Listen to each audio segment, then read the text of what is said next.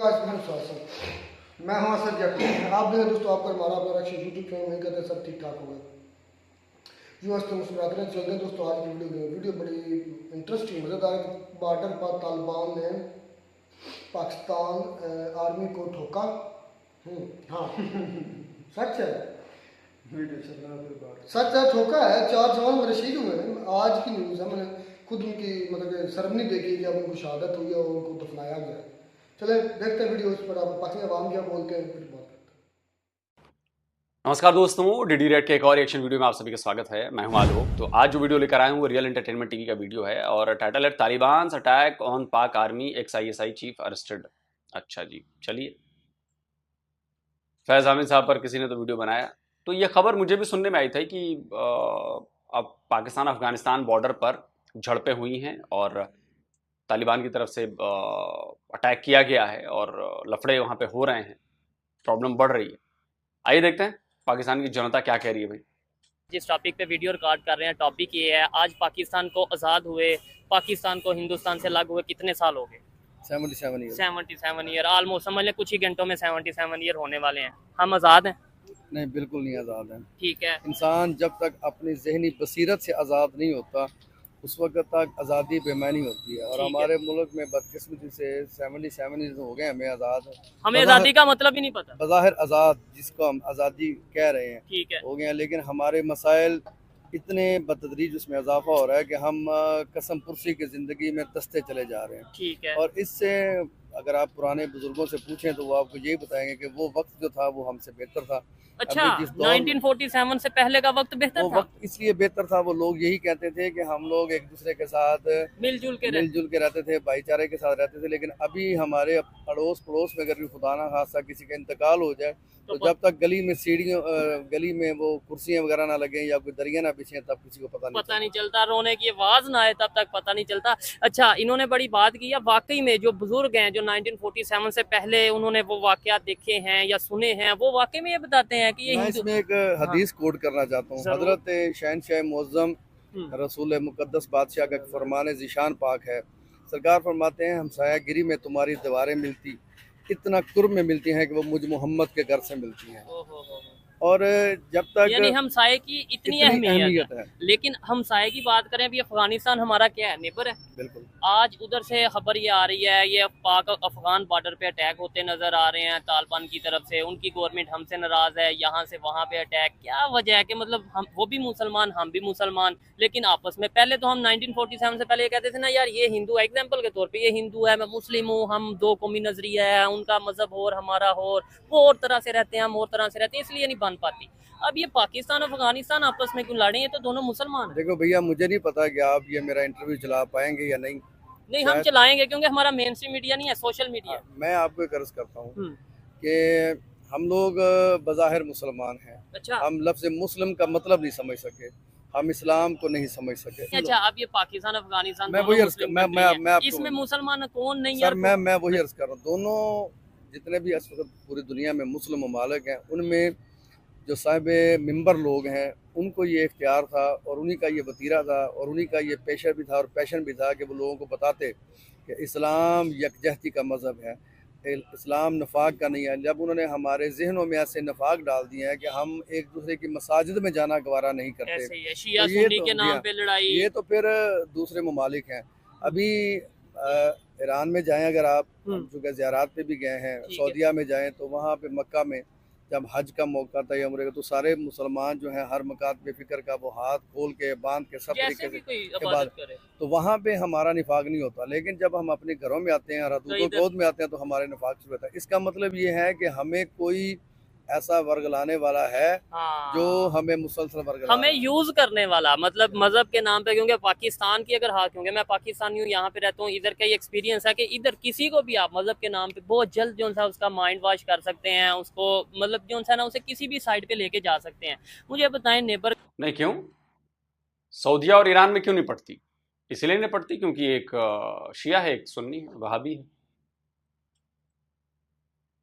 और मुसलमानों को बरगलाना पूरी दुनिया में बहुत इजी है। रिलीजन का नाम लेकर कोई भी उन्हें बरगला सकता है, बेवकूफ बना सकता है, क्योंकि वो रिलीजन के नाम पर इतने अंधे हैं कि पूछिए मत। अब कुछ देशों में सुधार हो रहा है, जैसे सऊदी, यूएई, आपका कतर उतर हैं, कुवैत है, इधर कुछ कुछ हो रहा है, लेकिन अभी भी बहुत प्रॉब्लम है, बहुत ज्यादा। ये बताएं, नेबर कंट्री है जिनसे हम अलग हुए, आज वो इकोनॉमी में, वो डेवलपमेंट में, वो दूसरी चीज़ों में हमसे आगे चला गया, क्या वजह उसकी? उधर भी तो ये सारे मतलब ये हिंदू भी हैं, मुस्लिम भी हैं, सिख भी हैं, क्रिश्चियन भी हैं। देखो मेरे भाई, हजरत खुदा ने इस ज़मीन में इतने एसेट्स रखे हैं जिनका इस्तेमाल करके आप अपने रोज़गार को, अपनी माशियत को, अपनी इकोनॉमिक स्ट्रेटजीज को इतना बुलंद कर सकते हैं, लेकिन बदकिस्मती से हमारे यहाँ वो प्लानर नहीं है, और पॉलिसीज़ नहीं है। और अगर कोई पॉलिसी बनती है तो नई गवर्नमेंट जब भी आती है हमारे पास, वो ख़त्म कर देती है और अपनी शुरू कर देती है। जब वो पाया तकमील तक ही नहीं पहुँचती तो नहीं आ जाती है। ठीक है, तो तसलसल जो है ना वो यहाँ पर नहीं है। एक खास तौर बात पे पॉलिटिकल स्टेबिलिटी बिल्कुल नहीं है। दूसरी बात ये है कि हम लोग इतने मतलब हमारे जहनों में खन्नास भर गया हुआ है कि हम पाकिस्तान को छोड़ के अपने अपने झंडे लहरा रहे हैं। आप अज़रबैजान में जाएं ना, कभी देखें जाके, वहाँ पे सऊदीया में जाएं, वहाँ पे सिर्फ एक झंडा है, वहाँ किसी जमात का झंडा नहीं है। यहाँ पर गलियों और बाजारों चौराहों में देखें आपके हर जगह आपको जो है ना पाकिस्तान के झंडे कम नजर आएंगे, ठीक है, और जो दूसरी जितनी भी पार्टीज हैं उनके झंडे आपको नजर आएंगे। हमें जब तक हमारे अंदर वो इंसानी हमदर्दी पैदा नहीं होगी, हमारे पॉलिटिकल जो पार्टीज हैं, जब उनके अंदर यूनिटी नहीं आएगी, जब हमारे अफवाज के अंदर जो है वो अफवाज हमारी बाहर तो लड़ रही है बॉर्डर्स के ऊपर, अब हमारी अफवाज को अंदर भी लड़ना पड़ रहा है। तो ये हमेशा इंसान घर के अंदर से कमजोर होता है। अभी देखिए ना, अभी ये खबर जो चल रही थी, वो डीजी जो हमारे फार्मर डीजी आईएसआई हैं, उन्हें भी अरेस्ट किया गया, मतलब करप्शन, मतलब ये पूरी दुनिया में ये खबर जाएगी, जाहिर बात है, बल्कि जा चुकी है। तो क्या इमेज जाएगा हमारा? इमेज तो हमारा जो है वो आपके सामने ही है। हम किस इमेज के बात करते हैं? पहले तो पॉलिटिशियंस का कहा जाता था ना कि यार ये ठीक है, करप्ट है, पूरी दुनिया को पता है, लेकिन अब ऐसी खबरों से आपको नहीं लगता? देखिए, हमारा आलम ये है कि हम पाउडर की जगह नहीं, पहले कैसे ये कह रहे हैं कि सिर्फ पॉलिटिशियन को लगता था? आप मुझे एक बता दीजिए, 1947 से और अभी तक आर्मी जनरल आपका रहा हो, आर्मी चीफ रहा हो, और वो पाकिस्तान में उसने चुपचाप अपना घर बनाया और पाकिस्तान में चुपचाप रह रहा हो, तो करप्शन तो तब से है सर। विदेश में कोठियां कैसे खरीद लेते हैं, बंगले कैसे खरीद लेते हैं, यह आप लोगों को नजर नहीं आ रहा क्या? 76 सालों से आपका एक आर्मी चीफ बताओ ना जो यहां पर रहता हो पाकिस्तान के भीतर। पिछले जो गए हैं जनरल बाजवा, वो भी निकल लिए। आप लोगों को करप्शन नहीं दिखता कि उनके बच्चे बाहर पढ़ते हैं, इतने इतने पढ़ाने के पैसे कैसा कहां से आते हैं, विदेश में पढ़ते हैं, बाहर इनके इतने संपत्ति है, जायदाद है, उसके लिए पैसे कहां से आते हैं? आप लोग देखना नहीं चाहते, वरना 76 ईयर से ये हो रहा है, और सिर्फ आपको लगता है कि शुतुरमुर्ग की तरह कि हमने तो रेत में अपना सिर गाड़ लिया तो कोई खतरा नहीं है, कुछ नहीं हो रहा, सब ठीक है, और उसके बाद आप अपनी फौज को डिफेंड भी करते हैं। पाउडर की जगह पे कोयले से मुंह साफ कर रहे हैं, तो जब कोयले से मुंह साफ करके शीशे में देखते हैं तो हमें अपना आप गंदा ही नजर आता है। हमारे पॉलिटिशियंस क्यों फिर नफरतें पैदा कर रहे हैं? क्या वो हम में से नहीं, मतलब वो क्या हमारे लिए सिंसेयर नहीं है, पाकिस्तान के लिए सिंसेयर नहीं है? इधर जिसे देख लो वो आपस में लड़ता नजर आ रहा है। एक साइड पे हम ये कहते हैं हमने जो से अपना नेबर से जंग करनी है, लड़ाई करनी है, दूसरी साइड पे हम आपस में लड़ते नजर आ रहे हैं। देखें, जंग नेबर से तो आप बाद में करेंगे, पहले खुद से तो जंग कर लें। जब आप नफ्स से हमारा से जंग नहीं करेंगे तो आप किसी और से क्या करेंगे? आप जब तक लालच की जिंदगी बसर करेंगे, इधर से डॉलर लो, उधर से डॉलर, जहाँ से भी लें, आप जब तक अपने अंदर कोई भी काम करने से पहले जब इंसान अपना जाती प्रॉफिट देखता है, बजाय इसके कि अगले का नुकसान क्या हो रहा है, अगले का प्रॉफिट देखें, खुद का नुकसान देखें, तभी कामयाबी होगी। वो इस तरह हमारे पाकिस्तान में ऐसा कुछ भी नहीं। ठीक है, लास्ट में बस ये बता दें, ये चेंज कैसे आ सकता है? आपकी क्या जिम्मेदारी, मेरी क्या जिम्मेदारी? और दूसरे नंबर पे ये जो बातें आप कर रहे हैं यहाँ पे, मतलब जाहिर बात है आप दोस्तों के साथ बैठ के भी डिस्कस करते होंगे, ये मेन स्ट्रीम मीडिया पे आपको नहीं लगता ये चीजें डिस्कस होनी चाहिए? सोशल मीडिया पे बताना चाहिए भाई नफरतें छोड़ दो। 77 साल में अगर आज हम इस पोजीशन में है ना कि भाई हमें दुनिया में हमारी रिस्पेक्ट नहीं है, वो शायद यही वजह है। 77 साल में अगर आज इस पोजीशन में है ना कि अफगानिस्तान के साथ हमारी जंग चल रही है, लड़ाई चल रही है। पहले हम कहते थे इंडिया वाले तो हिंदू हैं, इसलिए वो मजहब नहीं मिलता, तो इसलिए जंग होती है, लड़ाई होती है। आज अफगानिस्तान से भी जंग, आज ईरान से भी हमारे मामला रिसेंटली खराब रहे हैं, ठीक है? तो उसके पीछे हम ये चीजें जब बताएंगे नहीं तो हमें पता कैसे चलेगा? सर, दूसरों से नफरत छोड़ो, मुसलमानों को मुसलमानों से नफरत के बारे में बताओ कि मुसलमानों को दूसरे फिरके के मुसलमानों से कितनी नफरत है। जब मैं ये बातें कहता हूं तो पाकिस्तानी कुछ रिएक्शन चैनल वाले कहते हैं कि ये इस्लाम पर अटैक करता है, तो क्यों ना करूं अटैक भाई, ये बताओ। क्या आप इस्लाम को फॉलो करते हो? आप तो दावा करते हो, मतलब हवा में दावा होता है कि इस्लाम में जिसने कलमा पढ़ लिया सब बराबर हो गए। सब बराबर हैं, आप में जात पात नहीं है। कह दो नहीं है। हर मुसलमान बराबर नहीं है। जिस जात से जो मुसलमान बना है आज भी वो जात उसका पीछा नहीं छोड़ती। और ये मैं नहीं कहता, ये आपके पाकिस्तान के लोग कहते हैं जो फिरका वारियत है आपके अंदर। सुनिए, जब हिंदुस्तान पाकिस्तान एक ही था, लाहौर में एक हिंदू रहता था, उसने अपने अखबार में एक दिन हेडिंग लगाई कि तमाम मुसलमान काफिर हैं। बड़ा हंगामा, मुसलमान अदालत में केस ले गए। अब जज ने उससे पूछा कि भाई बताओ, तुमने ये जो स्टेटमेंट दिया है कि तुम्ही ने दिया है स्टेटमेंट? हाँ मैंने। अभी भी कायम हो इस पर? अभी भी कायम। सबूत है तुम्हारे पास? बोला कहाँ है सबूत? बोले ये सारे मुसलमान जो बैठे हैं यही सबूत। जज साहब परेशान। उसने जज को कहा कि आप ऐसा करें, सुन्नी को बुला के शिया के बारे में पूछो, फिर शिया को बुला के बरेलवी के बारे में पूछो। अब जज ने ये किया, सुन्नी को बुलाया, हाँ भाई तेरा शिया के बारे में क्या ख्याल है? जी काफिर। अहले हदीस को बुलाया, जी देवबंदी के बारे में क्या है? काफिर है। मुर्तद काफिर। शिया के बारे में वो भी काफिर। अब जज ने कहा कि ये जो हिंदू एडिटर इन चीफ जिसने अपने अखबार में ये सुर्खी लगाई थी, ये बड़ा इंटेलिजेंट आदमी है, इसने खुद नहीं कहा जो तुम मुसलमान एक दूसरे को अपने बारे में कहते हो, उससे उसने ये अखज़ किया। एक फिरका दूसरे फिरके को काफिर कह रहा है।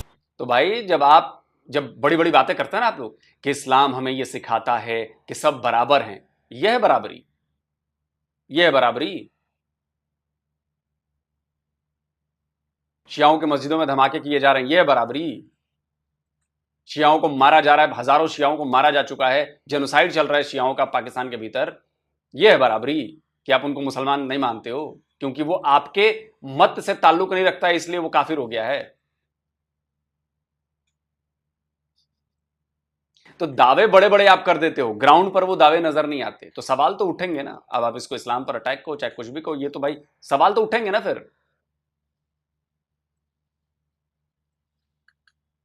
आप कहते हो कि जिसने भी दुनिया भर में कलमा पढ़ लिया वो सब एक भाई भाई हैं। ये कौन से भाई हैं जो एक दूसरे का खून पी रहे हैं?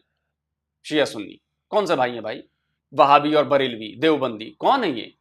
एक दूसरे की मस्जिदों में नहीं जाते। सिर्फ बातों में बराबरी होती है, ग्राउंड पे कोई बराबरी नहीं है। मैं सैयद हूं तो मैं ये हूं तो मैं वो हूं, पसवंदा मुसलमानों को तो छोड़ ही दो। बाकी दुनिया भर के दूसरे लोगों से छोड़ दो, पहले आपस में बराबरी करके दिखाओ। मेरे भाई, हम जब तक इस बात को अपने जहन में नहीं बिठाएंगे, जब तक हमारा मीडिया इस बात को जहन में नहीं बिठाएगा। अभी देखें, पहले मियाँ नवाज शरीफ साहब का मसला था, वो टॉपिक चलता रहा, फिर मोहतरमा साहबा की शहादत का चलता रहा, वो कई अर्सा चलता रहा, फिर कुछ और काम हो गया, फिर बानी पीटीए का मसला वो चलता रहा, अभी वो फैज़ हमीद साहब का इशू है, तो उसी के ऊपर डिबेट सारी हो रही है। आपके पास सोशल इश्यूज पे बात ही नहीं हो रही सर, वो नहीं है। जब तक आप इखलाकियात की बात ही नहीं करेंगे, जब तक आप तालीम देखें, हमारे यहाँ ताल्लम और मुतल्लम की कमी है। एजुकेशन सिस्टम हमारा बेहतर नहीं है। ना मुतअल्लम ताल्लम को समझ रहा है और ना ही ताल्लुम जो है वो मुतअल्लम को समझा पा रहा है। जब तक ये नहीं समझेंगे तालीम, यहाँ पे पाकिस्तान में मुझे याद है, मैं एग्जीबिशन में गया था, ठीक है, इसी में एजुकेशन एग्जीबिशन थी, वहाँ पे एक ऑस्ट्रेलिया के प्रोफेसर आए थे, ठीक है, तो उन्होंने मुख्तलिफ बच्चों से पूछा था कि बेटा आप क्या बनेंगे? तो किसी ने कहा जी कि मैं फौज में जाऊँगा, किसी ने कहा जी मैं डॉक्टर बनूंगा, किसी ने कहा मैं लॉयर बनूंगा, किसी ने कहा जी मैं इंजीनियर बनूंगा, किसी बच्चे ने ये नहीं कहा कि मैं टीचर बनूंगा। तो उसने बड़े अफसरदा लहजे में कहा था कि शायद ये मुल्क तरक्की ना कर पाए, यहाँ पे उस्ताद बनने की सलाहियत बच्चों में नहीं है, या बनना ही नहीं चाहते, बनने यानी यहाँ पे उस्ताद असातिज़ा की, मुअल्लम की इज्जत ही नहीं है। जब तक आप तालीम को उजागर नहीं करेंगे और आप अपने मीडिया के ऊपर बैठ के देखें कोई आपको व्यूज़ देता है या नहीं देता, ठीक है, आप अपना हक अदा करें, कोई एक तो देखेगा। अच्छा, वैसे आप मुझे बताएं, आपको ये टॉपिक या इसके ऊपर गुफ्तगू करके क्या लगा? आपको लगा कि भाई ऐसे टॉपिक्स डिस्कस होने चाहिए, हम आपस में, मतलब अक्सर मीडिया वाले, आपने देखा होगा, मैं किसी का नाम नहीं ले रहा, कि आए इमरान खान कैसा है, नवाज शरीफ कैसा है, वो चोर है, ये चोर है, ये सोशल इश्यूज, इंटरनेशनल इश्यूज के आज देखो दुनिया कहाँ जा रही है, हम कहाँ खड़े हैं, इनके ऊपर जैसे हम बात कर रहे हैं ऐसी बात होनी चाहिए। बेटा, ये जो लोग पहले हैं ना, सारे एंकर्स बैठे हुए, ये अब अपनी ज़िंदगी गुजार चुके हुए हैं, ठीक है, इनकी ज़िंदगी का पैरामीटर पॉलिटिशियंस हैं, मुल्क के वो मसाइल हैं जिनसे इख्तलाफ पैदा होगा। ठीक है, आप लोग नौजवान नस्ल हैं, आप लोग इस तरफ तालीम की तरफ और इस इखलाकियात के ज़ुमरे में अगर आप बात करते जाएंगे तो आप देखेंगे अनकरीब आपके अगला वक्त वही है जो आपकी बात सुनेगा, वही जिसमें आप नफाक की बात नहीं करेंगे, जिसमें आप इखलाक यूनिटी की की बात बात करेंगे, इखलाक पीस की की बात करेंगे, पीस की बात करेंगे, अमन की बात करेंगे, शाइस्तगी की बात करेंगे और इंतहाई अदब के लहजे में बात करेंगे तो आपके लोग सुनेंगे। बिल्कुल ऐसा ही है। और ये चीज़ मैं खुद एक्सपीरियंस कर रहा हूँ कि भाई अब दौर बदल गया है, अब हमें मजहब के नाम पे मजीद बेवकूफ़ ना बनाया जाए। आपसे रिक्वेस्ट है, मतलब ये जितने हमारे पॉलिटिशियन हैं, इवन मौलाना हजरात हैं, ये जितने भी लोग हैं, हमें मजहब के नाम पे ना लड़ाया जाए। ये हमें कभी चूरन दे दिया ये वो हिंदू है, ये भी चूरन ना दिया जाए। कभी चूरन दे दिया जी अफगानिस्तान जो से ऐसा है, पाकिस्तान अच्छा है, ये नहीं। हमें ये बताएं पाकिस्तान आगे क्यों नहीं जा रहा, हम हकीकी तौर पे आज़ाद क्यों नहीं हो रहे, हमारे सोशल इश्यूज सॉल्व क्यों नहीं हो रहे। और सॉल्व देखें, फिर ये कहा जाता है यार दुनिया के हर कंट्री में सोशल इश्यूज हैं, आप कौन सी बात कर रहे हो। कम से कम बेहतरी तो होनी चाहिए। देखें, कोई भी पॉलिटिशियन जो है ना, जब तक वो यूनिटी के वो आगे लेके नहीं चलेगा, नौजवान नस्ल की बका की बात नहीं करेगा, उस वक्त तक उसके साथ नौजवान नस्ल नहीं जाएगी। अब नौजवान नस्ल जो है वो इतनी समझदार हो चुकी है, ये सोशलाइजेशन का ज़माना है, यहाँ पे सोशलिज्म जो है ना वो इतना हद से ज़्यादा हो गया है पूरी दुनिया में कि हर बच्चा जो है वो मोबाइल यूज़ कर रहा है, वो कंप्यूटर यूज़ कर उसे रहा है। सच पता चल ही जाता है। और आप देखें कि दुनिया किस तरीके से ग्रेजुअली चेंज हो रही है। ठीक है, एक चेंज जो है ना पाकिस्तान में भी आ रहा है। ठीक है। अब पाकिस्तान में चेंज नहीं आ रहा है सर, पाकिस्तान की सोसाइटीज और ज्यादा करप्ट होती जा रही हैं, पाकिस्तान की सोसाइटीज और ज्यादा पीछे होती जा रही है। ना उनमें मोरालिटी बची है, ना उनमें ऑनेस्टी बची है, कुछ भी नहीं बचा। अरे जब आपके यहां औरतों की मुर्दा, मतलब औरतों की लाशें सेफ नहीं हैं, उनके साथ भी हवस पूरी की जा रही है। खबर पढ़ी कि नहीं पढ़ी? स्क्रीनशॉट लगा देता हूं। कराची में पकड़ा गया है और यह बड़ी आम बात हो चली है। मैं बड़े टाइम से फॉलो कर रहा हूं, 3-4 साल से। ये अक्सर ये खबरें आती रहती हैं कि ताजा दफनाई गई औरतों को निकालो, और समझ रहे हैं ना? यकीन नहीं होगा। आप लोग इस पर बात क्यों नहीं करते? मीडिया पर इस पर चर्चा क्यों नहीं होती? आपके सोशल मीडिया पर इसकी चर्चा क्यों नहीं होती? सुनिए जो पकड़ा गया है क्या कह रहा है, सुनिए। क्या नाम है तुम्हारा? सलीम। बाप का क्या नाम है? अब्दुल भाई। कहाँ रहते हो? 13 नंबर। क्यों पकड़े गए हो? कब्र में। क्या कर कब्र रहे थे? खोल के कब्र खोल रहा था, मैं पकड़ा गया। कब्र के अंदर तुम क्या कर रहे थे? कब्र के अंदर वो कफन उतार के हाथ फेर रहा था मुर्दे पे। अच्छा, फिर वापस निकल जाता हूँ बंद करके। तुम इससे पहले कितनी कब्रों में गए हो? इससे पहले 3 कब्रों में हो। 3 कब्रों में गए हो, ये चौथी कब्र है। ये चौथी सदियाँ। तो तुम्हें कैसे पता चलता है ये औरत की कब्र है? ताजे फूलों की ताजे फूल होते ना, उससे पता चलता है। तो तुम कब्रिस्तान में घूमते हो, ढूंढते हो, कब्र को ढूंढते हो, हैं? फिर कब्र कैसे, पाँव की तरफ से खोलते हो, सर की तरफ से? पैरों की तरफ से। पैरों की तरफ से कब्र खोलते हो। फिर क्या करते हो? खोल के देखता हूँ। फिर क्या देखते हो? तो औरत है कि मर्द? फिर हाथ औरत पूछती है तो हाथ लगा के बारीकों के चले जाता हूँ, मर्द होता है तो वापस बंद कर देता हूँ। तो तुम अल्लाह से डर नहीं लगता?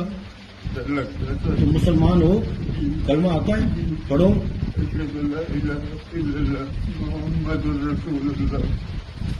सच बोलोगे?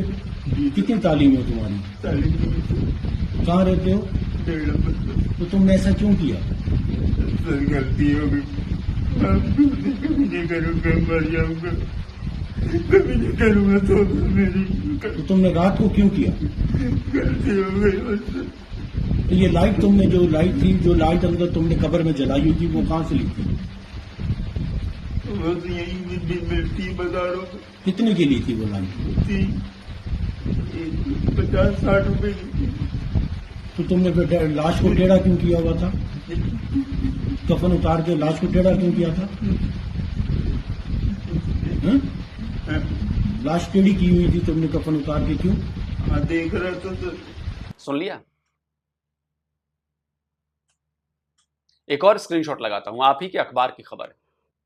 बच्चों के खिलाफ हरासमेंट के केसेस, मतलब कहना नहीं चाहिए, 33% बढ़े हैं पिछली बार आपके यहां। यह आपकी सोसाइटी के माइंडसेट को बता रही है कितनी गंदी हो गई है सोसाइटी आपकी। बच्चों तक को नहीं छोड़ रहे हैं आप। 33% वाकई बड़े हैं, और ये हैं जो ये रजिस्टर हुए हैं। इनसे कहीं कई गुना ज्यादा मामले रजिस्टर ही नहीं होते, छुपा लिए जाते हैं क्योंकि घर में ही किसी ने किया होता है। तो आपकी सोसाइटी मोरली करप्ट हो चुकी है। इतनी डेस्परेशन घुस गई है कि ना मुर्दे छोड़ते हैं ना बच्चे बच्चियां छोड़ रहे हैं, बाकियों को तो छोड़ ही दो यार। कुत्ते बकरी तक आपके यहां सेफ नहीं है। स्क्रीनशॉट लगा देता हूं, बकरी के साथ भी आप लोग समझ रहे हैं। और ये डेस्परेशन बड़ी जबर है आप लोगों में, बहुत जबर है। अभी यहां पर एक पकड़ा गया है मौलाना, कानपुर में, स्क्रीनशॉट लगा देता हूं। 60 साल का बुढ़ा और 7 साल की बच्ची के साथ गलत हरकत कर रहा था, पकड़ा गया, गिरफ्तार हो गया है। और छोड़ो, पाकिस्तान का ही एक और वीडियो है, मैं आपको दिखाता हूं। एक लड़की गई दवाई की दुकान पर खरीदने दवाई, उसकी बाजू दिख रही थी और वहां पर एक 60 साल का बुढ़ा खड़ा था। उसने क्या कहा उस लड़की से, जरा सुनिए। उसे कंट्रोल नहीं हो रहा, मैं अट्रैक्ट हो रहा हूँ। ये देखो, ये है हमारी कौम। मैं दवाई लेने आई हूँ यहाँ पे फार्मेसी में, और ये बुढ़ा मेरी बात क्यों सुन रहा, मुझे कह रहा है मैं अट्रैक्ट हो रहा हूँ मेरी बाजू देख के, मेरे सिर्फ बाजू देख के ये अट्रैक्ट हो रहा है। इसका लग खड़ा हो रहा है, ठीक है। So I'm sorry, I take my all my words back. मुस्लिम ना भी I take all my words back. So please. पूरी दुनिया में मुस्लिम नहीं है, क्रिश्चियन भी है, माइनॉरिटी भी है यहाँ पे, यही समझ। तो पेट खड़ा हो रहा है तुम्हारा, बाजू देख के खड़ा होता है किसी का है, बाजू देख के तेरा खड़ा होता है। इतना तुझे अपने ऊपर काबू नहीं है। हजरत यूसुफ की कहानी पढ़, कुरान की बात करते मेरे साथ। तो ये है आपकी सोसाइटी का हाल। बहुत अच्छी बात है। मुझे ये बताएं, इधर रश लगा हुआ है, लोग आज़ादी के लिए कोई फ्लैग खरीदने आ रहा है, मतलब 14 अगस्त इंडिपेंडेंस डे मनाने के लिए, कोई यहाँ पे मुख्तलिफ किस्म के स्टॉल्स लगे हैं। मुझे सबसे पहले तो ये सवाल बताएं, फिर टॉपिक की तरफ आएंगे कि क्या हम आज़ाद हैं हकीकी मायनों में? 77 साल हो गए। जी, वैसे तो हम यहाँ पे देख रहे हैं लोगों का जंबे गफीर है, लेकिन मैं अगर ये समझती हूँ कि हम मुल्की तौर पे तो आज़ाद हैं, लेकिन ज़हनी तौर पे आज़ाद नहीं है। और हमारे वोट को जब हक नहीं दिया जाता, उसको मैटर नहीं किया जाता, तो ये कैसी आज़ादी है? हम जो अपनी मर्जी का हुक्मरान चाहते हैं वो हमें नहीं मिलता। ठीक है, हम इसका जिम्मेदार कौन है? इसका जिम्मेदार पब्लिक है, गवर्नमेंट है, अदारे हैं, या कोई इंटरनेशनल पावर्स है, कोई बाहर से आके साजिश कर देता है, इसलिए पाकिस्तान में ये सब हो रहा है? कहा जाता है कि जैसी अवाम होगी वैसे ही हुक्मरान होंगे, तो मेरा ख्याल है कि अवाम भी कुछ ऐसी है जो कि जिन लोगों को बहुत कुछ जानते हुए भी वो समझते हैं कि जो हमारे आबा अजदाद जो करते आए हैं हम भी वही करें। ठीक है, मुझे बताएं, 77 साल हो गए हैं, हमने पाकिस्तान को क्या दिया? मतलब हम हमेशा ये कहते हैं कि पाकिस्तान में गुर्बत, पाकिस्तान में महंगाई, पाकिस्तान में बेरोजगारी।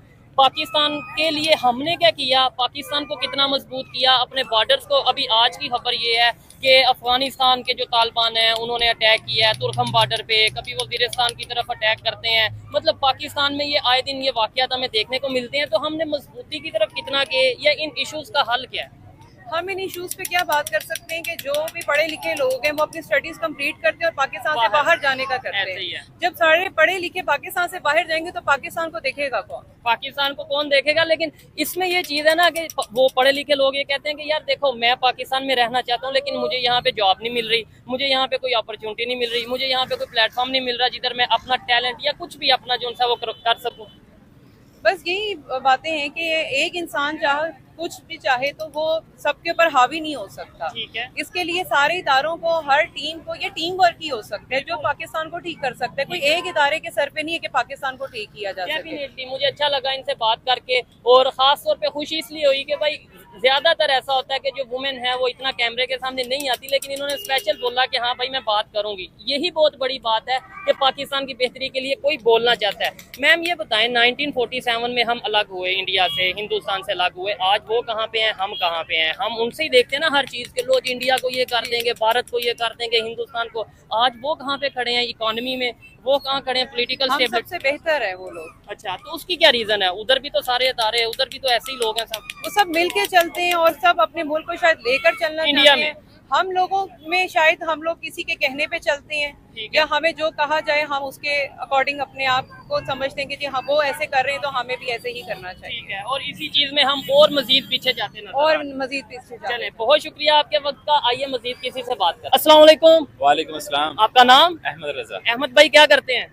मैं एमएडबी फार्मा में होता हूँ। जबरदस्त हो गया। अच्छा, टॉपिक जिस पे वीडियो रिकॉर्ड कर रहे हैं उसके ऊपर बात करेंगे, लेकिन सबसे पहले तो मुझे एक सिंपल से क्वेश्चन का आंसर दें। आज 77 ईयर हो गए पाकिस्तान को भारत से, हिंदुस्तान से अलग हुए, आज़ादी मनाते, लेकिन सच बताएं क्या दिल से अगर पूछा जाए आज़ाद हैं तो क्या कहेंगे? हाँ बिल्कुल आज़ाद हैं। नहीं, अगर दिल से पूछा जाए तो हम आज़ाद नहीं है, बिल्कुल भी आज़ाद नहीं है। हम कल्चर के हिसाब से देख लें तब भी हम आज़ाद नहीं है, किसी और लिहाज से भी हम देख लें ओवरऑल भी हम आज़ाद अपनी फॉरेन पॉलिसीज को लेके आज़ाद है, मतलब पाकिस्तान जो चाहे फैसला कर सकता है। हम आज़ाद नहीं है, ये है एक सच, लेकिन है कड़वा सच, और सब लोगों को पता है कि एक सच है कि हम आज़ाद नहीं है। हाँ, आज़ाद खुद जो है ना देख रहे हैं कि हम आज़ाद लग रहे हैं, लेकिन आज़ाद है नहीं। जैसे अभी जाहिर बात है हमारे ये परचम यहाँ पे लहराए जा रहे हैं, कल 14 अगस्त को हर पाकिस्तानी परचम लहराएगा, लेकिन दूसरी साइड पे देखें हम अपने मर्जी से, हमारी जो गवर्नमेंट है वो बिजली के बिल अपनी मर्जी से नहीं रख सकती, पेट्रोल की कीमत अपनी मर्जी से नहीं रख सकती, किसी कंट्री से रिलेशन अपनी मर्जी से बेहतर नहीं रख सकती। तो फिर हम आज़ाद कहाँ से हुए? वही ना, ये बात तो सारी आपने ही करती है, हम आज़ाद तो फिर हुए ना कि हर काम जो हम अपनी, कुछ भी काम, बल्कि कोई भी काम हम अपनी मर्जी से नहीं कर सकते, तो ये हम आज़ाद जस्ट एक नाम के आज़ाद हैं। लेकिन अल्लाह ताला का ये शुक्र है कि फिर भी हम एक अपने मुल्क में है, इस बात का शुक्र है, हम करते भी हैं, इस बात को हम प्रेफरेंस देते हैं। लेकिन सही मानों में जो हमें आज़ाद होना चाहिए वो अभी तक जिस मकसद के लिए मतलब पाकिस्तान बनाया गया कि भाई पाकिस्तान बन जाएगा, अलग से हम अपनी एक रियासत होगी, अपनी मर्जी से हर कुछ करेंगे। हमारा ज़मीन का खिता हासिल करने का मकसद ये था कि इस खिते में हम इस्लाम के दफा के लिए और मुसलमानों के दफा के लिए हम अपनी मर्जी से जो चाहेंगे पॉलिसीज बनाएंगे, वो काम इख्तियार करेंगे, लेकिन अनफॉर्चुनेटली ऐसा नहीं हो पा रहा। अच्छा, आपने पाकिस्तान के लिए जो सबसे बड़ी पॉलिसी है इस्लाम का कानून यहां पर लेकर आना, 76 ईयर्स में वो तो आया नहीं, शरिया लॉ लगा नहीं। झूठ बोलते हैं कि आप लोगों ने इस्लाम के नाम पर देश लिया। आपके रहनुमाओं ने अय्याशियों के लिए अपना देश लिया, ये जमीन ली कि वो वडेरा सिस्टम चलता रहे, उनकी अय्याशियां चलती रहीं, वो जो मन करे वो करते रहें। आपके कमाए पैसों पर वो दुनिया भर में ऐश कर सकें, घूम सकें, फिर सकें, अपने बच्चों को विदेश में पढ़ा सकें। आपकी थाल से शायद दाल और सब्जी में से एक दाल गायब हो जाएगी, लेकिन आपके किसी नेता के थाली से कोई चीज गायब नहीं होती, हर बार उसमें नई चीज ऐड होती है। कभी सोचा है? आपसे उगाए गए पैसे हैं, आपके टैक्स के लिए गए पैसे हैं, और उस पर वो अय्याशियां करते हैं। इसलिए इस देश को बनाया गया। वरना बता दो कि आपके यहां से एक जमीन से जुड़ा आदमी उठा हो और वो पाकिस्तान का पीएम बन गया हो, बिल्कुल जमीन से उठा आदमी, नहीं मिलेगा। पाकिस्तान को वही फैमिलीज रन कर रही हैं जिन फैमिलीज ने अपनी अय्याशियों के लिए पाकिस्तान को बनाने का ख्वाब देखा था, तो उनके बाप दादा परदादाओं ने, वही फैमिलीज रन कर रही हैं। पाकिस्तान के लिए आज तक क्या किया? मैंने क्या किया? आप और मैं से मुराद ये है कि हम पब्लिक ने आज तक किया। देखिए, सबसे पहले तो मैं ये बात करता हूँ, अक्सर ही मैं ये कहता हूँ कि जब भी हम कहीं अपनी काबिश पुट कर रहे हो ना, तो हमें सबसे पहले ये देखना चाहिए कि मैं अपने लिए नहीं कर रहा, मैं अपने मुल्क के लिए कर रहा हूँ। अगर हम यही बात जापानीज के लिए, चाइनीज के लिए देख लेना, वो कोई भी इंडिया की अगर बात कर रहे हैं, वो कोई भी कॉन्ट्रैक्ट लगाते हैं ना, तो हम ये बड़े फख्र से कहते हैं यार ये जापान वालों का है, ये जापानी चीज है, ये जर्मन की चीज है, मेड इन जापान है, बिकॉज वो अपने मुल्क के लिए कर रहे हैं। हमें भी इस बात पे अब देखिए, सबसे लेटेस्ट मेड इन इंडिया, एक भारतीय कार बनाने वाली कंपनी मारुति, उसकी एक गाड़ी है फ्रॉन्क्स, और वो हम जापान को एक्सपोर्ट कर रहे हैं। सोचिए कितनी बड़ी अचीवमेंट है। जापान की ऑटोमोबाइल इंडस्ट्री जिसका दुनिया लोहा मानती है, उस जापान में हम अपनी गाड़ी, भारत की गाड़ी, भारतीय कंपनी की गाड़ी एक्सपोर्ट कर रहे हैं। स्क्रीनशॉट लगाया जाएगा, पढ़ लीजिएगा, कितनी बड़ी अचीवमेंट है ये। यानी कि वहां के लोगों का विश्वास बढ़ा है हमारे ऊपर, हमारी गाड़ियों के ऊपर विश्वास बढ़ा है, और ये बहुत बड़ी अचीवमेंट है। चलिए वीडियो खत्म करते हैं। वीडियो का टाइटल था कि भाई अफगानिस्तान और पाकिस्तान। आप लोग देखिए, पाकिस्तानियों को ये बात समझनी पड़ेगी कि आप लाख मुसलमान मुसलमान मुसलमान मुसलमान चिल्लाते रहें, घंटा कुछ नहीं होने वाला है। हर किसी को अपना फायदा देखना है, हर आपका फिरका अपना फायदा देखता है, तभी तो वो अलग अलग फिरके में बटे हो ना। एक नहीं हो तुम लोग, और ना हो सकते हो, क्योंकि आपके अंदर लालच कूट कूट कर भरा है, आपके अंदर नफरत कूट कूट कर भरी है। और वो नफरत ये जरूरी नहीं कि हमेशा सामने वाले उल्टी खोपड़ी के लोगों पर, मतलब आपके हिसाब से वो कहते हैं ना कि वो लोग उलट है हमसे, तो आपकी उल्टी खोपड़ी ये सोचती है कि वो उलट है हमसे, तो उनके खिलाफ इस्तेमाल करो। वो नफरत आपके अपने अंदर भी इस्तेमाल हो रही है। वरना ये 72 फिरके क्यों होते, आपस में मारकाट क्यों मची होती, एक दूसरे की जान क्यों ले रहे होते, एक दूसरे के खिलाफ साजिशें धोखे क्यों कर रहे होते? क्योंकि साजिश करना, धोखा देना, बेईमानी करना आप लोगों के खून में है, और आज से नहीं 1400 साल पहले से। आप कहेंगे कि जी फिर मैं इस्लाम पर अटैक कर रहा हूं। इस्लाम पर अटैक कर रहा हूं? हजरत अली के साथ क्या हुआ था? किसने मारा था? एक दूसरे के खिलाफ वहां पे लड़ाइयां नहीं चल रही थी, एक दूसरे को मारा काटा नहीं किया वहां पर? बताइए अगर मैं झूठ बोल रहा हूं तो ये साजिशें करना, एक दूसरे को मारना काटना, ये सब आपके अंदर ही है, क्योंकि ये सब बेईमानी, लालच और ये सारी चीजें। औरंगजेब ने अपने भाइयों के सर काट कर अपने बाप के पास भेजे थे, शाहजहां के पास, जब वो आगरे के लाल किले में बंद किया था, जेल में बंद कर दिया था उसने। क्या है ये? अपने भाइयों के सर काट कर भेजे थे उसने, थाल में रखकर। ये है वो नफरत, ये है वो लालच जिसकी वजह से ये सब होता है, और इतिहास गवाह रहा है भाई। और ये मैं नहीं कहता, ये आपके हसन निसार हैं, वो बताते हैं, सुनिए। हम कहते हैं वो जी साजिशें करते हैं, वो आपसे बेहतर दिमाग रखते हैं तो साजिशें करते हैं। आप कर लें, लॉर्ड क्लाइव के साथ 200-250 गोरा था, बाकी सारे हम ही लोग थे, हमारे ही बुजुर्ग थे। बक्सर की लड़ाई में शाह आलम सानी का इन्होंने जो हशर किया है, लड़ने वाला कौन था उसके खिलाफ? बाबर को किसने निकाला था फरगना से? उसके चचाओं ने। यहाँ के उसने किसकी गर्दन उतारी सबसे पहले? इब्राहिम लोदी की। इससे पहले जो मुगल शहजादे एक दूसरे की गर्दनें काट रहे थे, बाप को अंदर कर रहे थे, सगे भाई मार रहे थे, अब ये कदम कदम पे साजिशें ढूंढना, उनमें कीड़े डालना और लोगों को बताना कि जी वी आर द बेस्ट, ये गद्दार पैदा करने का ठेका आपने क्यों लिया हुआ है? गद्दार आप में ही यहां क्यों पैदा होते रहे हैं, गोरों में क्यों नहीं हुए? उसकी वजह है रऊफ साहब, गद्दार एक खास कल्चर में पैदा होता है। मैंने बोला ना, मैं कोई भी बात हवा हवाई नहीं करता, उसके रेफरेंसेस मौजूद हैं और उसकी सच्चाई मौजूद है। बाकी कई लोग आते हैं, बड़ी बड़ी बातें कर देंगे, सबूत एक भी नहीं देंगे, लेकिन बड़ी बड़ी बातें कर देंगे। देखो जी हमने भी ये कहा, ये ऐसा होता है, वैसा होता है। सबूत दो ना यार, सबूत नहीं देते, बस बड़ी बड़ी बातें कह के चले जाते हैं। मैं सबूतों के साथ आता हूं। और रही बात अफगानिस्तान की, तो अफगानिस्तान अभी और ठोकेगा। अभी तो ऐसे आप लोग बिलबिलाएंगे अफगानिस्तान की तरफ से, क्योंकि आपको आइडिया नहीं है कि अफगानियों के दिमाग में क्या चल रहा है, तालिबानियों के दिमाग में। दोस्तों आप बताएं, आप क्या कहते हैं कमेंट करके। जल्दी मिलता हूं एक और नए वीडियो के साथ। नमस्कार, जय हिंद। तो जी दोस्तों वीडियो होगी खत्म। अच्छा भाई, वीडियो के एंड में बड़ी बातें हैं, लोग सुन की पहली वाली बातों पर भी आएंगे। ये बात सच है कि भाई इस्लाम के अंदर 1400 साल पहले भी लड़ाइयाँ लोग आपस में मुसलमान लड़ते रहे, ये हम झुठला नहीं सकते। सबसे बड़ी मिसाल करबला की है। मारने वाले कौन थे, शहीद करने वाले कौन थे? मुसलमान थे, हाफ़िज़ कुरान थे, अहले मतलब हदीस के कारी थे, हदीस के पढ़े लिखे थे, हाफिज थे। शहीद करने वाले भी और जो शहादत पाने वाले वो उनकी तो फिर क्या ही बात है, वो तो खुद मंबा इल्म थे, खुद एक इल्म के साथ चश्मे थे, इल्म वहाँ से उठता है। इन बातों से क्या नजर आया है?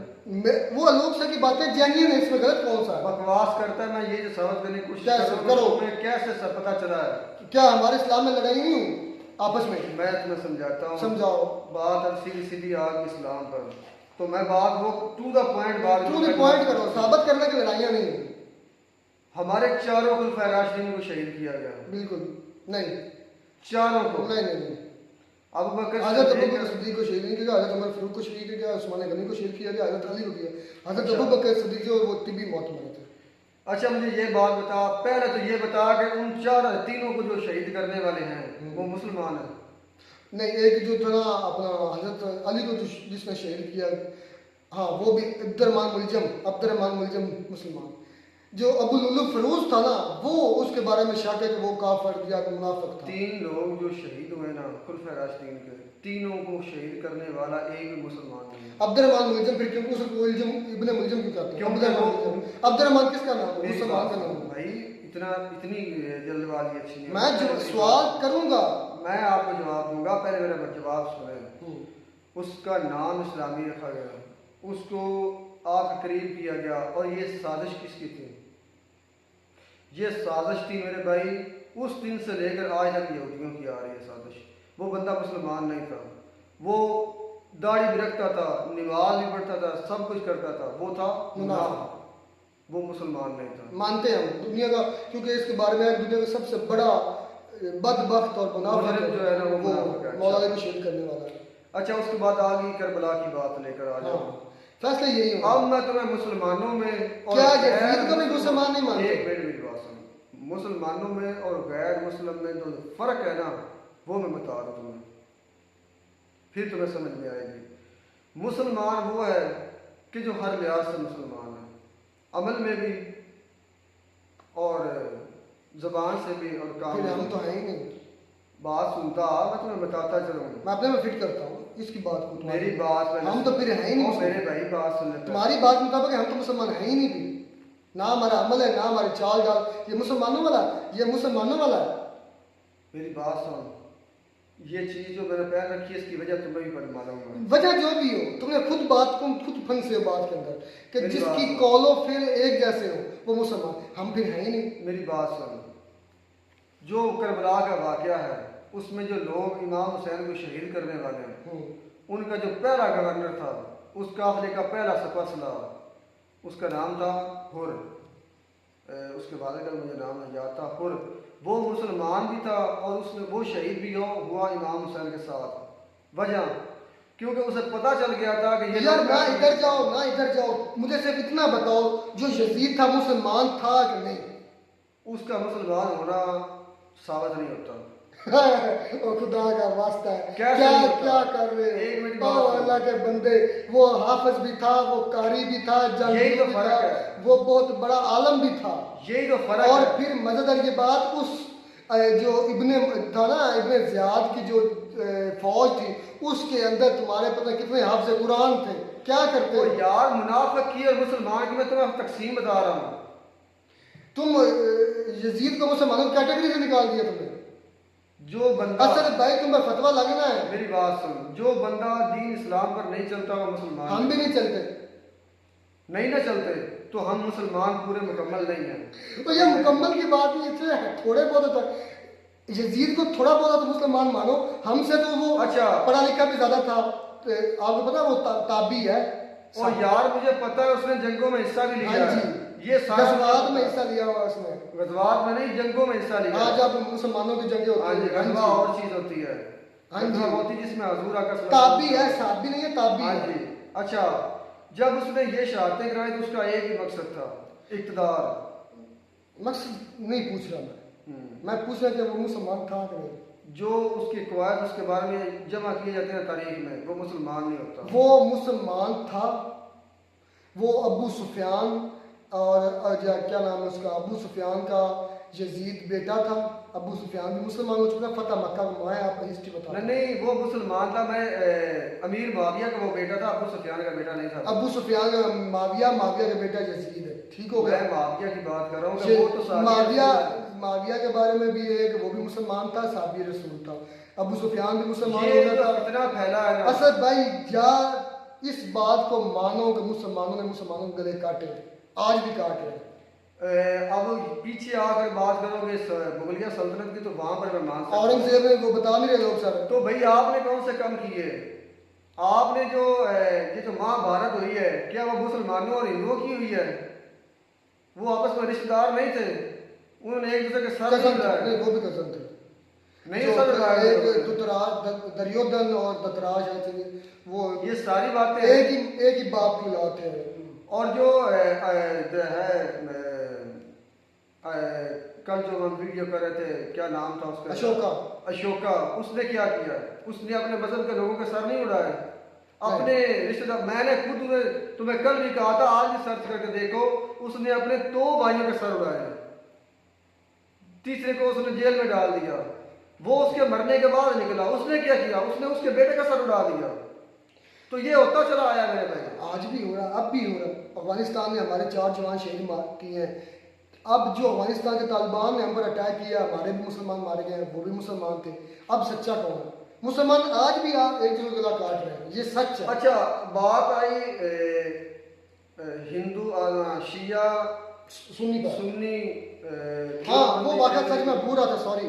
वो जो एक क्लिप लोग सारे लगाया ना कि वो किसी हिंदू लाहौर में रहता था, उस अखबार में एक आर्टिकल छाया किया कि तमाम मुसलमान काफिर हैं। तो उसको मुसलमानों ने पकड़ कर उस पर केस किया, केस करने पर अदालत में गया, अदालत में जज ने पूछा क्या तुम आज भी इस बात पर अपने पर कायम हो? उन्होंने कहा बिल्कुल जी कायम हो। उन्होंने कहा फिर तुम साबित करो। उन्होंने कहा ठीक है साबित करता हूँ। उन्होंने कहा सुन्नी को बुलाओ, सुन्नी को बुलाया गया। उन्होंने कहा इसका पूछो शिया के बारे में क्या गुमान रखता है। उसने कहा मैं शिया को काफिर मानता हूँ। ठीक है जाओ।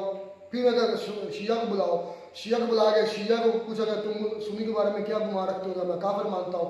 फिर दूसरे देवबंदी और क्या नाम है वाबी को बुलाया गया, तुम इन दोनों के बारे में क्या ख्याल रखते हो? मैं इनको काफिर मानता हूँ। तो फिर उसने साबित तो कर दिया कि ये काफिर कहते हैं। नहीं, ये इल्म की कमी है। ये मुसलमान जब एक दूसरे को कहते हैं काफिर फिर क्या बचा? मेरे भाई मेरी बात सुन, ये इल्म की कमी है। मुझे एक बात बता, हमारे 4 बड़े इमाम, मतलब कि 4 बड़े जो है ना ये हदीस और फिक्का के 4 बड़े गुजरे हैं, उनमें शिया भी शामिल है, उनमें मेरे भाई सुन्नी भी शामिल है, बरेलवी भी मतलब भी शामिल है। ये चीज़ें ये 4 क्या थे? ये 4 एक दूसरे के घर में अगर जाते थे ना, एक महफिल में जमा होते थे, तो ये एक दूसरे के तरीके से नमाज पढ़ते। ये 4 तरीके हैं नमाज पढ़ने के, ये 4 फिक्के हैं।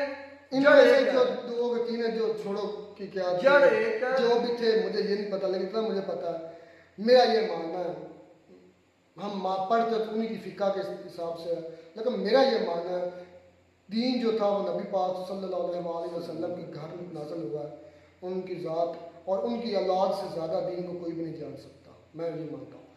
अब प्रॉब्लम ये, मैं कभी कभी मैं हालांकि अपने मुफ्ती साहब, अपने मुकारी साहब से भी ये सवाल किया था, उनको जवाब नहीं आया था। और मैं कहता हूँ ज़मीन पर किसी के पास इसका जवाब नहीं होगा, खास करके सुन्नियों के पास जो आज हज़रत इमाम अबू हनीफा की मुकल्लद है। मैंने पूछा कारी साहब मुझे ये बताएं कि मेरे घर का दीन है, नौज़ बिल्लाह, या मेरे नबी पाक सल्लल्लाहु अलैहि वसल्लम के घर का दीन है, उसको समझने वाले फातिमा के बच्चे ज़्यादा समझेंगे कि या अबू बकर सदीक के बच्चे ज़्यादा समझेंगे? उन्होंने कहा फातिमा के बच्चे ज़्यादा समझेंगे। मैं क्योंकि वो पले घुट्टी दीन के लिए है। मैंने कहा फिर मुझे ये नहीं समझ आई, हम मानते कभी कहते हैं हम इमाम शाफी के मुकल्लद है, कभी हम कहते हैं इमाम अबू हनीफा के मुकल्लद है, कभी हम कहते हैं हम इमाम अपना किसके 4 फिक्के उनके मुकल्लद है। हम ये क्यों नहीं कहते कि हम आले रसूल का मुकल्लद है? आले रसूल की तलीमात किधर है? ओ यार ये सारे फसाद जो है ना ये मौलवियों ने अपने पैसे के लिए डाले हुए हैं। कोई फितना छोड़ दो, सोचो, खुद सोचो कि आले नबी को हमें फॉलो करना चाहिए क्योंकि उनके घर का दीन है। मैं तुम्हें इसकी लेकिन हम कभी किसी को मैं तुम्हें इसकी मिसाल दूं, सारा मसला खत्म हो जाएगा और सब इंसानियत को समझ में आ जाएगा कि दीन क्या है।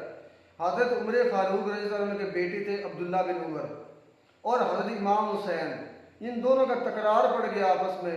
इमाम हुसैन कहते हैं कि आप भी हमारे गुलाम हैं और आपके वालिद भी हमारे गुलाम हैं, हम आपके जो है ना सरदार हैं। यार वो मुझे वाकया पता है, आप मेरे सवाल वो क्लियर हो जाएगा। नहीं, मैंने जब पूछा है कि तुम्हारी तलीमात तो नबी पाक सल्लल्लाहु अलैहि वसल्लम की औलाद से नहीं चाहिए, आल से नहीं चाहिए थी, लेकिन हम मान हम अबू हनीफा को रहे हैं, मान हम इमाम जाफर सॉरी शाफी को रहे हैं, इमाम मालिक को मान रहे हैं, हम इमाम हुसैन को क्यों नहीं मान? यार मैं यही बात करने के लिए आ रहा था, तुमने मुझे बीच में टोक दिया। चले बात काफी लंबी जैसे भाई हो जाए, बात तो मैं जरूर करूंगा। अब बात प्लेटफॉर्म चली है तो मैं बात मुकम्मल कर प्लेटफॉर्म नहीं, मुकम्मल बात करने का मकसद ये था कि ये तकरार पहुंचा हज़रत उमर तक। हज़रत उमर रज़ियल्लाहु अन्हु ने फरमाया कि जाओ उनसे लिखवा कर लाओ, और उन्हें कहना कि मोहर नबूवत जो उनके नाना की थी उसको स्टैंप लगा कर दें। लिख दिया, स्टैंप लगा, आ गए हज़रत उमर के पास आ गई। आपने फरमाया कि जब मैं मर जाऊं तो ये स्टैंप वाली मोहर मेरे कफन में डाल कर मेरी कब्र में दफना देना साथ में, क्योंकि जब मुझसे मुनकर नकीर पूछेंगे, सवाल करेंगे ना वो जो कब्र में आते हैं, तो तुम कौन हो? ये मुझे सारा पता है, उनका गुलाम। ये मेरे सवाल का जवाब नहीं है। गुलाम मैं भी मानता हूँ, वो खुद को मानते थे उनका गुलाम है। बात ये उनकी तलीमात जो थी जो नबी पाक सल्लल्लाहु अलैहि वसल्लम ने दी है, तालीम तो टू द पॉइंट क्लियर है मेरे भाई। इमाम जाफर सादिक बड़े थे या इमाम अबू हनीफा बड़े थे? कोई इमाम भी बड़ा नहीं है एक दूसरे का, वो सब एक दूसरे को सही मानते थे। नहीं, आले नबी औलाद अली सबसे अफजल है, मैं ये मानता हूँ, और उनकी तलीमात पर हमें फॉलो करना चाहिए। मेरा मौक़िफ़ है। लेकिन बदकिस्मती ये है कि हमें पता नहीं है कि उनकी असल नबी पाक सल्लल्लाहु अलैहि वसल्लम का दीन जिस घर में उतरा है उसको हम नहीं मानते, फॉलो नहीं करते। हम इमाम अबू हनीफा की तलीमात या उनके बताए हुए तरीक़ों को मानते हैं। यार वो क्या करते हैं, वो तरीका कहाँ से आया, उनके पास कहाँ से यह तरीका आया? उन्होंने भी इमामों से सीखा हुआ, आले नबी से ही सीखा हुआ। यार ये कोई आम इंसान नहीं कि तुम बात कर रहे हो। ठीक है, वो एक अलग बहस है, इस पर मेरी पहले भी बड़ी बहस हो चुकी मुफ्ती पर। यही कहा कि सारा मैं किसी मसले को नहीं मानता, ये मैं आपको बता दूं। अच्छा, रेप केसेस है, वो बुड्ढा, उसकी भी बात रह जानी थी हमारी, शुक्र याद आ गई। वो जो बुड्ढे को लड़की की बाजू नजर आ गया था, उससे बर्दाश्त नहीं हुआ, तो लड़की भी आगे से इतनी बेशर्म सैंडल निकालती पाँव से। ये हाल है, इतने हम वाकई लोग से इस बात से तो मैं बिल्कुल मुतफिक हूँ कि हम जो ना करैक्टर लिहाज से करैक्टर लेस हो गए, ये मानते हैं हम करप्ट तरीन हो गए। हमारा बच्चा हमारे जो नवाला ना वो करप्शन का हमारे अंदर जाता है, तो हमारी जो फितरतें हैं, हमारी खसलतें हैं, हमारे करैक्टर जो है वो भी उसी तरह के हो गए। नहीं, सारे लोग ऐसे नहीं है भाई। 100 में से 90% पाकिस्तान में अब यही हाल है। मैं इस बात को पता क्यों नहीं मानता, क्योंकि मैं कोई करप्शन नहीं करता, मैं कोई गलत काम नहीं करता मेरे भाई। मैं जो कमाता हूँ खाता हूँ जेनुइनली अपने तरीके से हलाल तरीके से कमाता हूँ। यार तुमसे किसी पूछा नहीं है, तुम अपनी बात छोड़ो। बात यह है कि हमने जब इस्लाम के नाम पर मुल्क लिया था तो हमने इस्लाम क्यों नाफिज कर रहा है? कौन हमें मजबूर कर रहा है कि नाफिज कर? ये बात अब की बात मानने में आया कि कोई मजबूर नहीं कर रहा, लेकिन ये बात थी कि अगर कायदे आज़म कुछ अरसा जिंदा रहते, जो कवानीन उन्होंने बनाए थे मेरे भाई वो फॉलो करते, तो ये ऑटोमेटिकली शरा लॉ आ जाती थी मेरे भाई, इसे बनाने की जरूरत नहीं पड़नी थी। चलें जी, बात कंक्लूड करते हैं। इंडिया के लिए भी एक अच्छी खबर है कि वो अपनी गाड़ी जापान को बेच रहे हैं। वो जापान जो पूरी दुनिया को अपनी टेक्नोलॉजी बेचता है, ये इंडिया के लिए बड़ी गर्व की बात है। और यही डिफरेंस है हमारे और इंडिया में।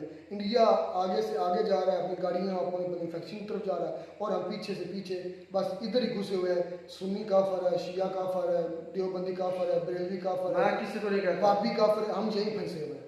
वो हिंदू का दावा से मुस्लिम किसी को काफर नहीं कहता। चले जी खैर, किसी को नहीं। मुसलमान गला आज भी काट रहे हैं और काटते आ रहे हैं, और हिंदू भी काटते आए हैं मेरे भाई, ये कोई नई बात नहीं है। महाभारत में तो भाई मैंने देखा है वाकई में वो एक दो खानदानों का, एक ही खानदान के आगे लोगों का मसला था। अच्छा, आज भी क्या हिंदुस्तान में हिंदुओं की आपस में दुश्मनियां नहीं है, सिखों की आपस में नहीं है, ये सब चलता आ रहा है मेरे भाई, ये कोई नई बात नहीं। चलें जी खैर, मिलते हैं वीडियो में नए के साथ। God bless you.